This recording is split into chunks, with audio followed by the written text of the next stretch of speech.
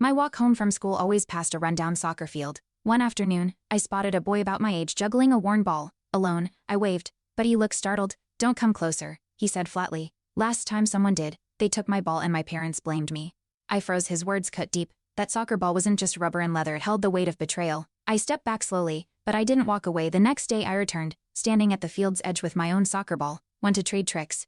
I asked. He hesitated, glancing at his ball like it might vanish again. Slowly he nodded. We passed the balls back and forth, clumsy at first, then smoother. "What's your name?" I asked. "Brandon," he said softly. I smiled. "Jordan." That afternoon didn't erase his pain, but it placed something new, a seed, one I hoped would grow. We started meeting after school. Brandon watched my moves, mimicked them shyly. One day, I passed him the ball mid-trick. He flinched, then caught it. "Nice," I grinned, but his smile faltered. "They said I was dumb to care about a ball."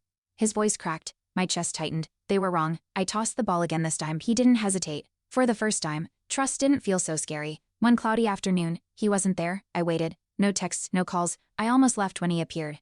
Shoulders tense. "Mom said I'm wasting time here," he muttered. "She found my old ball, threatened to throw it away." Rage simmered in me. "It's yours, not hers." I reached into my bag and handed him my backup ball. "She doesn't get to take this from you," he blinked. Stunned. Weeks later, during a school talent day, Brandon showed up late, ball in hand. I caught his eye from the crowd. He hesitated, then juggled 3 times before tripping. Laughter rippled and my fists clenched, but then he stood up, grinned, and tried again. This time silence fell, followed by claps. I ran over. "You killed it," he beamed, sweaty but proud. The ghosts were shrinking. That night, he texted, "You know what? I think I'm good at this." My heart lit up. "You are?" His mom had seen the school video, called it childish.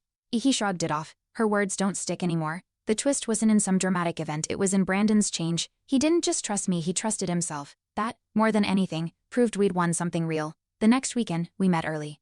He was already practicing, barefoot, muddy, beaming. "Watch this," he said, nailing a trick we'd practiced. I clapped, laughing. He tossed the ball at me, playful, confident. That field, once a reminder of loneliness, now echoed with shared joy. The pain hadn't disappeared, but it had company, and that changed everything. Years later, as my best man, Brandon held that same scuffed ball in his speech. This, he said, wasn't just a soccer ball. It was the first time I believed someone wouldn't leave. There wasn't a dry eye. He looked at me. "Jordan gave me friendship, but more than that, he gave me back myself."